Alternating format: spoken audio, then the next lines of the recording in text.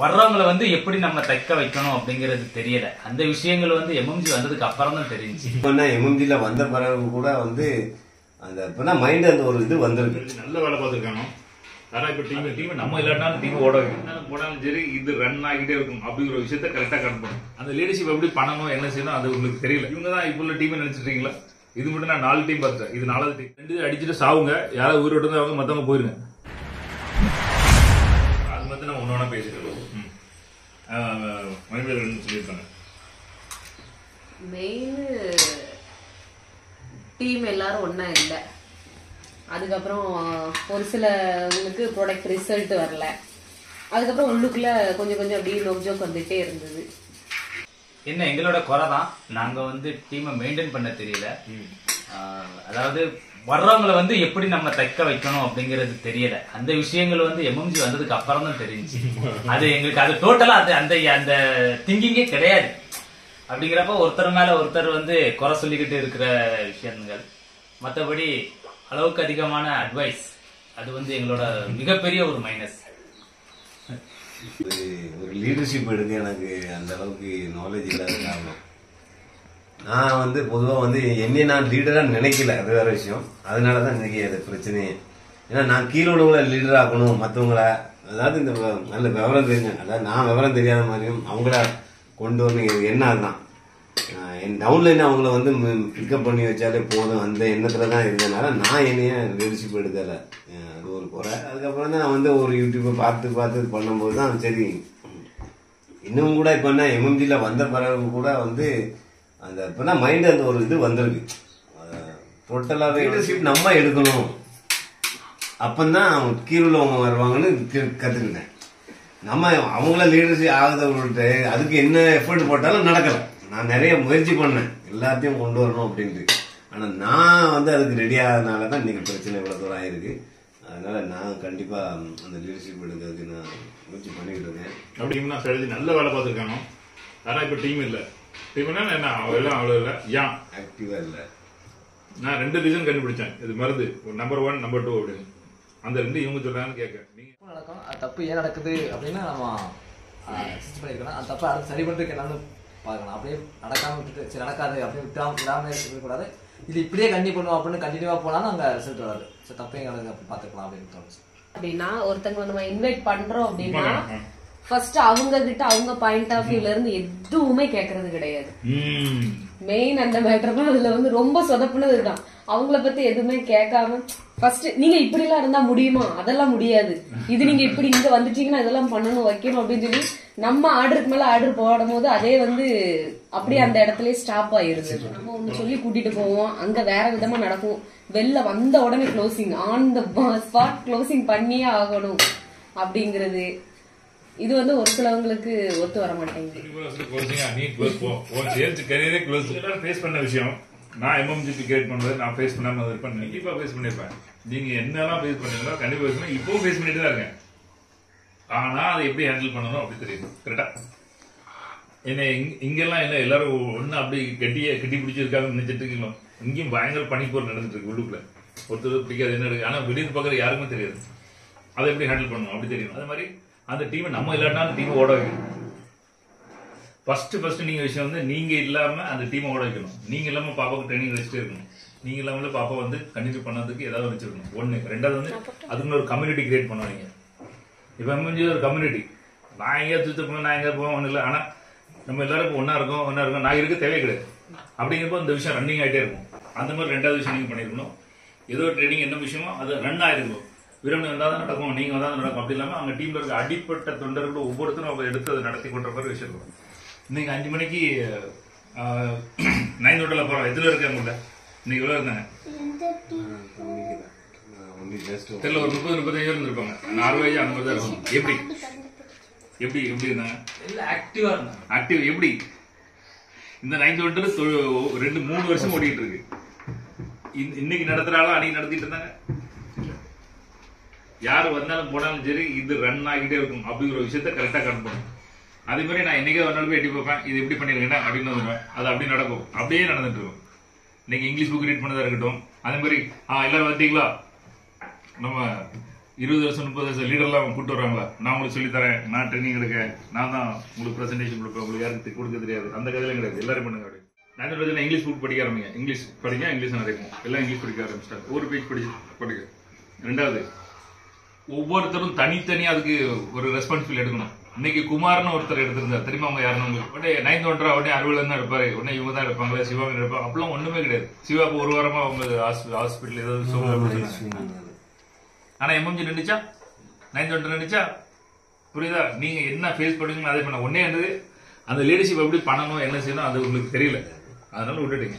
எல்லாரும் ப்ராடக்ட் இது பிளானு இவ்வளவு 25%, நீங்க 8%, நீங்க 15%, இதை மட்டும் நினைச்சிட்டு இருக்காங்க. அதுக்கு பின்னாடி எவ்வளவு பெரிய கேம் எப்படி பார்க்கணும் அப்படிங்கிறது மக்களுக்கு தெரியும். தன்னாலே ட்ரைனிங் எடுக்க மாதிரி ஒரு விஷயம் நடந்திருந்தா ஸ்டாப்பா இருக்குமா? நீங்க யாரும் இருந்தாலும் இல்லைன்னு தெரியல. அல்லது இன்னொரு பட்டு அதே மாதிரி இப்ப ரோஸ் வந்து இதெல்லாம் பண்ணிட்டு தான், இல்ல நான் வேலைக்கு போறேன் அதுதான் சரி போ அப்படின்ட்டு நான் விட்டனா அடுத்த ஜூஸ் இறக்கிச்சு. அதனால நம்ம சப்ளை வந்து குறைக்கவே கூடாது. அப்புறம் டீம்ல யாரு போனாலும் இவங்க தான் இப்போ உள்ள டீம் நினைச்சிட்டு இருக்கீங்களா? இது மட்டும் நான் 4 டீம் பார்த்தேன், இது 4வது டீம். 3 டீம் வந்துட்டு போயிட்டு எம்எம்ஜி நினைச்சா நான் என்னன்னா எல்லாருக்கும் மேல ஒரு தாட்ஸ் பண்ணிட்டே இருக்கணும். அந்த சிஸ்டர் ரன் பண்ண வைக்கணும். எங்கனாலும் சரி. இப்போ வந்து ஜீசஸ் அதுல என்ன சொல்லியிருக்காரு, அல்லா அதுல என்ன சொல்லியிருக்காருன்னா என்ன சொல்லியிருக்காரு ஃபாலோ பண்ணணும். இப்ப நம்ம மக்கள் வந்து ஒரு வடிவத்துல போய் செட் ஆகிட்டாங்க. நான் இதுல செட் ஆகிடுறேன். முஸ்லீம்லாம் அப்படி பண்ண மாட்டாங்க, இந்துலாம் இப்படி பண்ண மாட்டாங்க, கிறிஸ்டின்லாம் இப்படி பண்ண மாட்டாங்க, இப்படிதான் பண்ணுவாங்க அப்படின்னு ஒரு செட்டிங்ல பண்ணாங்க. ஏன்னா அவங்களுக்குன்னு ஒரு ஐடென்டிபிகேஷன் இல்ல. நம்ம இப்ப எம்எம்ஜி என்ன நடக்கு, எம்எம்ஜின்னு தனி ஐடென்டிபிகேஷன். ஒரு வருஷம் இறந்ததுக்கு அப்புறம் ஒரு வருஷத்துக்கு வீட்டுல எந்த விஷயம் கொண்டாட மாட்டாங்க. நியூ இயர் நேரத்தை நம்ம கொண்டாடி இருந்தோம். எங்க வீட்டுல என் தம்பி தங்கச்சி யாருமே கொண்டாடல, யாருமே எங்கேயும் போல கோயிலுக்கு போல பூஜை வைக்கல. எனக்கு தெரியாது, நான் ரூல்ஸை உடைச்சேன். எனக்கு தெரியாது, எனக்கு தெரிஞ்ச விஷயம் பண்ணிக்கிட்டோம். நான் அவங்க சொன்னா இவங்க சொன்னா என் வாழ்க்கையில் நான் பார்த்தா இல்ல, எங்க அம்மா சொல்றது கேட்கல, அப்பா சொல்றது கேட்கல, பார்த்து வந்துட்டு இருக்கேன். நம்ம ஒரு கூட்டத்தில் போய் சேர்றதுக்கு முன்னாடி நம்ம ஒரு கூட்டத்தை உருவாக்கிச்சா இல்லையா? ஆனா அதுல நம்ம பேர் இருக்கக்கூடாது, எம்எம்ஜி தான் இருக்கணும், சுரேச்சலம் இருக்கக்கூடாது. ஒரு நாள் சுரேச்சலம் போயிடும். நீங்க இவ்வளவு கலண்ட் இருக்கு, எங்கேயா சுரேச்சலம் போட்டா இருக்கா? இல்ல, அப்படியே இறக்கிடணும். அப்பன்னா அந்த ஆர்கனைசேஷன் வளரும். சுத்தமா அழகான ஒரு கோட் சொன்னாங்க, எங்கேயாவது ஒரு இடத்துல உங்க பேர் இருக்குன்னு ஆசைப்பட்டீங்கன்னா அங்க பிரச்சனை இருக்கும். எனக்கு பயங்கர அது ரொம்ப ஒரு ஷாக்கிங்கா இருந்துச்சு. அது ரொம்ப முக்கியமான விஷயம். என்னைக்கு வந்து ரியல் இப்ப நான் உங்களுக்கு பண்ணிடுறேன், நான் அப்படி சொல்லித்தரேன், நான் உங்களை உருவாக்குனேன், நம்ம யாருமே உருவாக்க சின்ன சின்ன கரெக்ஷன் இருந்தது இப்படி பண்ணியாங்க, அப்படி எனக்கு தெரிஞ்ச விஷயம் சொன்னாங்க. அது சொன்னது ரூல்ஸ் அண்ட் ரெகுலேஷன் இருக்கும். இங்க வீட்டுக்குள்ள சண்டை வந்துச்சு அப்படின்னா ஒருத்தங்க போன் பண்ணி அவங்க போன் பண்ணி இது எம்எம்ஜி கல்ச்சரே கிடையாது. உள்ளுக்குள்ள அடிச்சுட்டு சாவுங்க, யாராவது உயிரோடு தான் அவங்க மத்தவங்க போயிருங்க. இதுதான் எம்எம்ஜி கல்ச்சர். இது எந்த லீடர்ஷிப் ஒண்ணு சொல்லுங்க. உங்க கம்பெனி கூட நடத்தா ஒருத்தர் டவுன் லேஞ்சுக்குள்ள 2 சண்டை என்ன பண்ணுவாங்க? आजा मैं तेरे को बताता हूँ, तू ऐसा नहीं करने का पो, मैं बड़ा आदमी है. இங்க அப்படி கிடையாது. நீனும் நாளைக்கு லீடரா போற.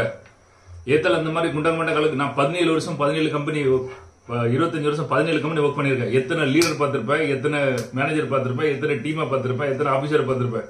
என்கிட்ட கட்டாத பொலிட்டிக்ஸா எல்லா பொலிட்டிக்ஸும் இருக்கும். அதையும் தாண்டி வரணும் மேல.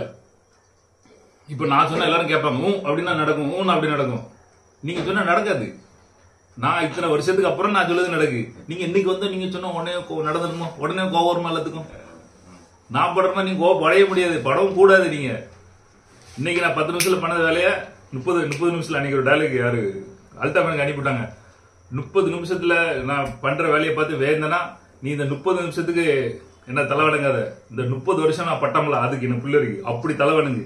இன்னைக்கு நான் வீட்டெல்லாம் பேசிட்டு இருக்கேன். 30 வருஷம் பட்ட பாடுனா அது ஒவ்வொரு வருஷமும் ஒரே மாதிரி 30 வருஷம் வேலை செய்யல. ஆபீஸ் போயிட்டு வீட்டுக்கு வந்து அப்படி 30 வருஷம் இல்ல. ஒவ்வொரு நாளும் ஒவ்வொரு ஆபீஸ் ஒவ்வொரு இடத்துல வந்திருக்கேன்.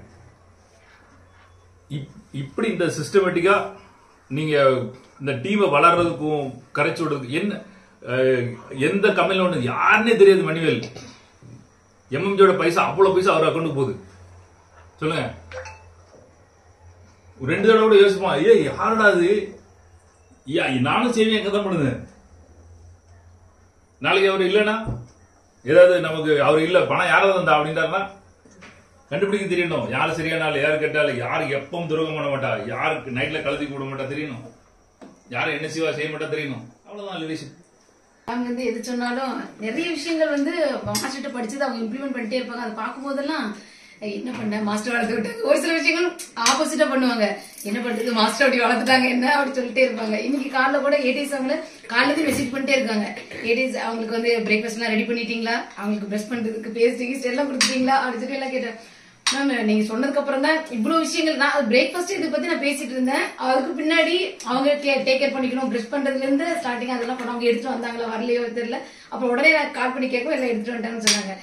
நம்ம ஏன்னா மாஸ்டர் வளர்த்திருக்காங்க அப்படி எப்பவுமே எம்எம்ஜி இது இதே மாதிரிதான் இருக்கும். அந்த மாதிரி பேரு அதுக்கும் அப்படிதான் எப்பவுமே வந்து எம்எம்ஜில இவங்க பேர் தான் இருக்கணும் அப்படின்றது இருக்கவே கூடாது. அந்த அந்த மாதிரி இருக்கிறவங்க வந்து எம்எம்ஜிக்கு செட் ஆக மாட்டாங்க. அந்த மாதிரி சொல்லுவாங்க. எம்எம்ஜில அடுத்த எம்எம்ஜி நீங்க தான் நடத்துவீங்க அப்படின்னா மேல வந்துட்டு தேங்க்யூ சோ மச் ரொம்ப நன்றி. இந்த கதையை விடக்கூடாது மவனே, வந்தியா வேலையை பாரு இறங்கு அடுத்த இன்னொருத்த வருவான். இந்த இடத்துல நீங்க தேங்க்யூ சொல்லி எங்கேயாவது நம்ம கமெண்ட்ஸ்ல தேங்க்யூ கேள்விப்பட்டிருக்கீங்களா? இல்ல சார் உங்க வீடியோ ரொம்ப யூஸ்ஃபுல்லா இருந்துச்சு சார், வெரி குட் சந்தோஷம் பண்ணுங்க அவ்வளவுதான். Thank you so much. நான் வீடியோ போட்டது நல்ல வேலை பாத்துக்கிட்டீங்க. இந்த கதைனா அங்க கிடையாது. நமக்கு வேற எங்கேயாவது ஓட்டையா இருக்கலாம். ஆனா இங்க இதுல எப்படி இருக்கு பாருங்க. இப்ப படிக்க முடியாது. இன்னைக்கு வந்து நீங்க 2 மாசம் 1 மாசம் 2 வருஷம் படிக்க முடியாது. 4 வருஷம் 5 வருஷம் படிக்க முடியல, 10 வருஷம் தான் படிக்க முடியல. இன்னைக்கு நான் வீரமுள்ள போட்ட ஆடி வந்து எம்எம்ஜி கல்ச்சர் பிரகாரம் இப்படிலாம் வராது. யாராவது நம்ம சொன்னாங்கன்னா உடனே நமக்கு கிடையாது. ஆனா அந்த பிரச்சனை பத்தி நம்ம பேசினா இங்க உள்ள ஆள் யாரோ போன் பண்ணி அங்க சொல்லியிருக்காங்க, அவங்க அங்க இருந்து போன் பண்ணிருக்காங்க. அதாவது மைண்ட் வைஸ் இங்க வரைக்குமா கேக்குது. என்னடா மைண்ட் வைஸ் இங்க வரைக்கும் கேட்க அப்படின்னா அப்படியே நம்மகிட்ட வரது சொன்னாலும் என்ன இருந்தாலும் நமக்கு கிடையாது. இந்த நியூஸ் நம்ம பேசணும்னா யாரும் போட்டு கொடுத்துதான் வரும். சரி அடக்கி கொஞ்ச நாள் கழிச்சு நேரம் வரும்போது ஒவ்வொருத்தரை பத்தி நான் நிறைய மேட்டர் வச்சிருக்கேன். ஆனா அந்தந்த நேரம் அந்தந்த இடத்துல வரும்போது அது கரெக்டா அதே மாதிரி தான் பண்ணுதாங்களா 4-5 கிராஸ் செக் பண்ணிட்டு அப்ப தப்பிக்க முடியாது. ஏன் முன்னாடி தான் நீங்க பண்ணீங்க அப்படிமோ. அப்ப யார் நம்மகிட்ட போட்டு கொடுத்தா அது நமக்கு தெரியாது. போட்டு கொடுத்தா இல்ல நம்மகிட்ட எல்லாரும் சொல்லுவாங்க. ஆனா நம்ம அப்புறம் யாருக்காவது நினைப்பு இருந்துச்சு நான் வந்து அவங்க சொல்லி கேட்டு நடக்கேன், எம்எம்ஜில இவங்க சொல்லி கேட்டு நடக்குன்னா நான் படைச்ச சொல்லி கேட்டே நடக்கிறேன். இவங்க எல்லாரும் சொல்லி போச்சா என்ன கேட்ட போறேன். அப்படி ஒரு பேர் நினைப்பு இருக்கா? என்ன சாரு இதான் நம்ம பழக்கமா அப்படின்னு அம்மா பேச்சு கேட்குது, அப்பா பேச்சு கேட்கல. சரி அப்படியே என்ன பொண்ணாட்டி கூட மேல ஒருத்தன் போர்ச்சுகீஸ்காரன் பொண்ணாட்டி பேச்சு கேட்டு அழிஞ்சு போனான். அழிஞ்சு போல பைசா போச்சு. வந்த அன்னைக்கு நாங்களாம் ரிஜிஸ்டர் பண்ணிட்டோம். ரிஜிஸ்டர் பண்ணிட்டு பணம் கொடு அப்படின்னு கேட்டேன். நான் உனக்கு எவ்வளவு கேஷ் தரணும் கொடுத்துருந்தேன்.